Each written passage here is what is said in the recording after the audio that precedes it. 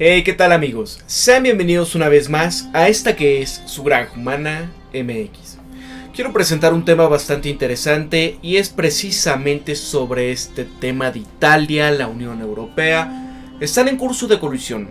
Recordarán cómo Ursula von der Leyen incluso no quería que Giorgia Meloni fuera primera ministra italiana, que decía, bueno, nos vamos a arreglar en caso de que sea elegida y tenemos los medios y las herramientas suficientes para que se apeguen a lo que nosotros queremos, a los valores europeos. ¿Por dónde va? Porque las condiciones económicas están empeorando. ¿Qué sucede? Bueno, Conor Gallagher del Naked Capitalism nos dice esto. Mira, parece que ayer fue cuando los medios de comunicación occidentales estaban alertas de la primera ministra italiana Giorgia Meloni. También de su partido Hermanos de Italia, amantes supuestamente de Vladimir Putin y que iban a buscar que Italia se saliera de la Unión Europea y también de la OTAN. Desafortunadamente, la economía y la política exterior italiana están controladas por la Unión Europea y el caso de la OTAN respectivamente. Giorgia Meloni nunca mostró ningún deseo de agitar el barco. Inmediatamente prometió lealtad a ambos, pronto como el FDL emergió como favorita de las elecciones en septiembre. Y este problema para Meloni en el país ya es que estos compromisos ahora trabajan en conjunto para destruir el nivel de vida de los italianos. Este es un proceso prolongado que ahora se está acelerando. Y es que ante la intervención de poder por la democracia de OTAN contra Rusia en Ucrania, ya están los precios de la energía una vez más por los cielos. Las facturas de gas para cada hogar italiano medio aumentaron en 23.3% en diciembre en comparación con noviembre, en donde la Unión Nacional de Consumidores había advertido que iban a haber facturas de infarto. Así, este tipo de aumentos están afectando tanto a consumidores como a la industria y están provocando que el gobierno reduzca estas exiguas promesas de gasto social para invertir dinero en los problemas de la energía. Y a pesar de que la situación en Ucrania de la OTAN es el motor de la inflación de la eurozona, ya el Banco Central Europeo está decidiendo para seguir aumentando las tasas de interés, incluso si esto significa una recesión para los países del bloque y otra crisis de deuda para Italia. Si sube la inflación, pues obviamente suben los problemas, pero en este caso, si el Banco Central Europeo aumenta la tasa de interés, ¿qué va a pasar para la ya endeudada Italia? Pues que el dinero que tendría que haber ido destinado a la gente para la energía, por lo menos para tratar de aminorar esto, que es imposible así, ¿qué pasaría? Se tiene que ir a pagar el servicio de su deuda. Así, el Banco Central Europeo elevó su tasa de interés de referencia en 50 puntos base en diciembre, es decir, 0.5%. Pero también señaló que iban a seguir más aumentos los próximos meses. Esto ya provocaba una venta masiva de bonos del gobierno italiano. Entonces, el costo de su endeudamiento ha aumentado a más del 4%. Y está causando una alarma en Roma. Giorgia Meloni decía que el BCE, es decir, el Banco Central Europeo, tenía que evitar tomar decisiones que empeoren las cosas. Y así, el viceprimer ministro Matteo Salvini calificó las decisiones del Banco Central Europeo de increíbles, de desconcertantes y preocupantes. Así, el ministro de Defensa italiano Guido Crosetto, él criticó al BCE y a su presidenta Christine Lagarde por seguir ciegamente la teoría económica a pesar del daño que inflige a las empresas y a los trabajadores. Y es que tienes que justificar esto políticamente ante tus ciudadanos europeos. No eres un marciano, decía Crosetto. Incluso recurrir a acusar al BCE de ayudar a Rusia con sus subidas de tipos de interés. Y es que la situación de Italia podría empeorar a medida que el crecimiento se va desacelerando, que las tasas de interés siguen aumentando según el Financial Times. Y aquí comentaban, mira, el nuevo gobierno italiano ha dado pocos motivos de preocupación para los inversores por ahora. Es lo que decía Verónica Rojarrova, directora de economía de la zona euro del banco suizo Credit Suisse.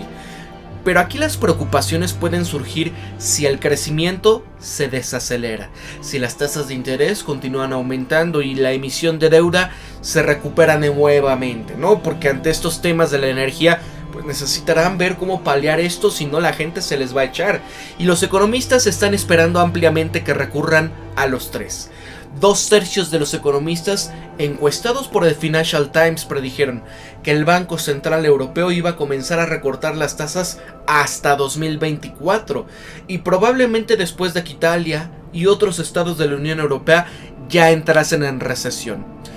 Nuevamente el Financial Times decía, mira, el BCE comenzará a reducir esta cartera de bonos a 5 billones de euros en 15.000 millones de euros por mes a partir de marzo, mediante la sustitución de valores vencidos solo parcialmente, y esto lo que va a hacer es ejercer más presión sobre el costo de la deuda italiana. Ludovic Subran, economista en jefe de la aseguradora alemana Allianz, dijo que la eurozona corre el riesgo de repetir el colapso del mercado de bonos del 2012, ya que las opciones fiscales difieren entre países sin el trabajo pesado del BCE. Y los costos del endeudamiento de Italia ya han aumentado considerablemente desde que el Banco Central Europeo comenzó a subir sus tasas de interés durante este verano. Entonces así, amigos, lo que está pasando es que el rendimiento de los bonos a 10 años ya subió por encima del 4%, a niveles donde los inversores dicen que esto ya está causando el pánico, casi cuadruplicando el nivel de hace un año y 2.1 puntos porcentuales por encima del rendimiento equivalente a los bonos alemanes.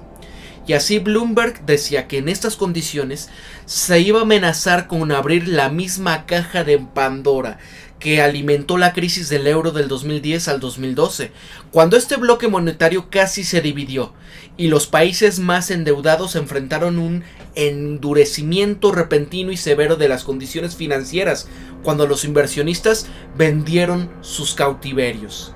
Y así, la primera ministra de Giorgia Meloni está pensando que pudiese seguir políticas que combinan el neoliberalismo prescrito por Bruselas y el nacionalismo conservador.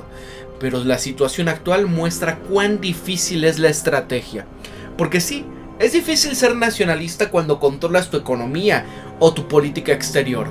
Pero Meloni hizo casi todo lo que la Unión Europea quería. Ella había declarado lealtad a la Unión Europea y a la OTAN, rompió promesas de campaña de reducir los escasos planes de gasto social, nombró atlantistas pro Unión Europea para los puestos clave como ministros de Economía y ministros de Relaciones Exteriores. Y así, eso es como ganó legitimidad ante estos amos. Pero aquí, amigos, ojo con ello. Continuó las reformas económicas neoliberales de su predecesor, el ex viceprimer presidente y director gerente del Goldman Sachs International y presidente del BCE, Mario Draghi. Ella había prometido implementar más reformas para no poner en peligro 200.000 millones de euros, que es una suma que parece insignificante frente a la tormenta económica que se viene, porque aquí este plan de recuperación europeo posiblemente no funcione. Y la Unión Europea siempre quiere más. Bruselas y Roma están nuevamente en desacuerdo sobre las reformas al mecanismo europeo de estabilidad. Y aquí, por sus siglas, MED, que se estableció en 2012 después de la crisis de la deuda soberana, tiene el objetivo de poder ayudar a rescatar estos países ante el cambio de reformas estrictas, por ejemplo la austeridad o la privatización al nivel que tuvo Grecia. Que aquí es posible que Italia pronto requiera asistencia del ESM, pero las reformas incluyen un papel más fuerte para los futuros, y es que estos programas de ajuste económico y de prevención de las crisis y el proceso de solicitud de líneas crediticias precautorias de este mecanismo europeo de estabilidad va a ser más fácil, los instrumentos van a ser más efectivos supuestamente. Italia, este es el único país de la eurozona que aún debe de rectificar esta reforma de estos mecanismos europeos de estabilidad. Muchos en el país temen que el aumento de los riesgos en la reestructuración de las deudas nacionales italianas, donde la pérdida de la poca soberanía económica que le queda y la mayor deterioro que va a estar en el nivel de vida. Porque, amigos, reformas neoliberales, menos dinero para educación, menos dinero para salud, menos dinero para poder invertir por parte del gobierno, por ejemplo en transporte público, privatícese todo, ¿no? Esto ya lo conocemos en América Latina para dónde van. Y acá una breve reseña sobre la composición de este mecanismo de ajuste de estabilidad, que estará compuesto por la Junta de Gobernadores con representantes de cada uno de los 19 países accionistas del ESM.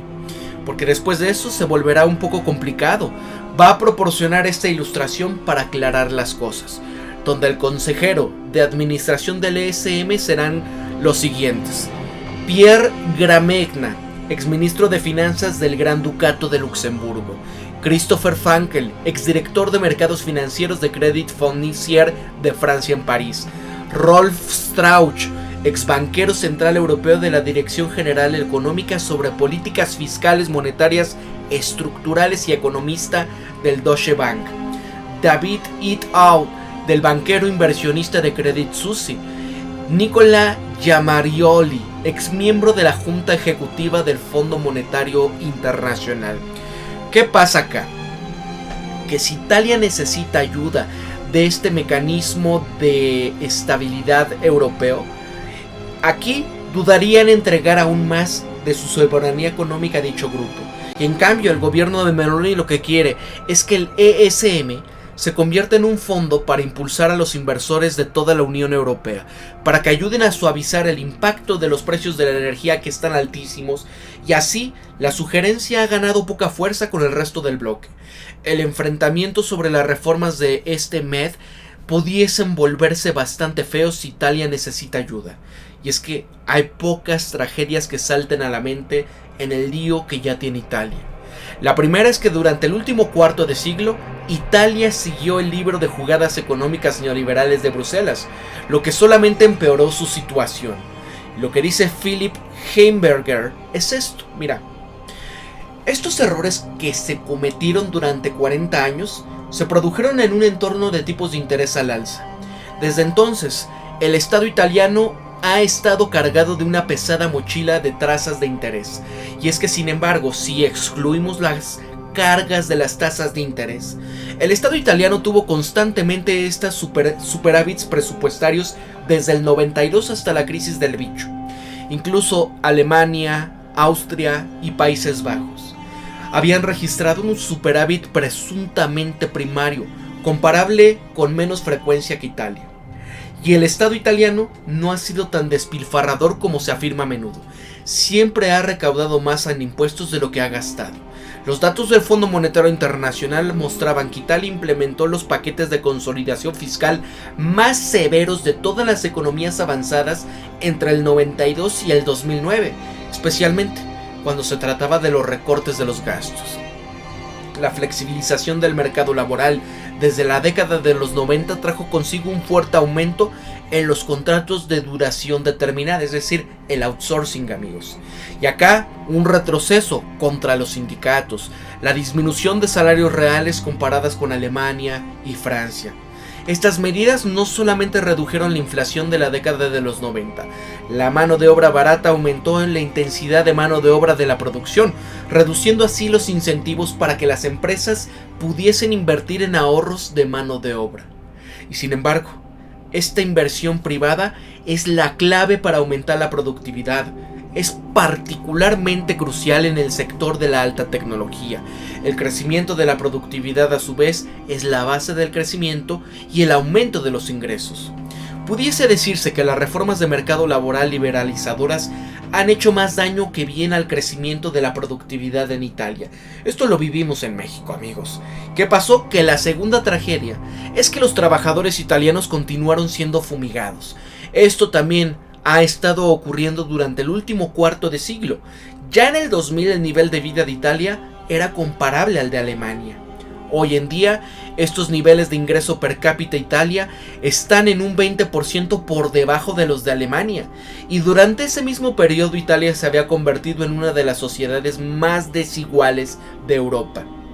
Mientras los italianos más ricos, que lo que el economista Stefano Palomarini llama son bloque burgués del país, ellos apoyan una transición neoliberal del país y encuentran una voz cada gobierno italiano. La clase obrera ha sido abandonada por todos los partidos políticos italianos durante los últimos 30 años. y desde que el Partido Comunista Italiano, durante mucho tiempo uno de los más poderosos de Europa, finalmente capituló ante estos esfuerzos de la CIA para destruirlo en la década de los 90, esta clase trabajadora italiana ya ha carecido de un hogar político. El proyecto neoliberal continúa sin importar quién está en el gobierno, y ese hecho ha pasado ya la factura, puesto que la participación de las elecciones en septiembre en Italia fue la más baja desde la segunda gran intervención por la democracia. Muchos de los que no se molestaron en ir a las urnas eran votantes de clase trabajadora, porque dicen, ¿para qué, no? Siempre hacen fraude, estos tipos, yo no les creo. Entonces, Giorgia Meloni y la FDI lograron salir victoriosos, porque lograron al menos momentáneamente desviar la atención de las políticas neoliberales.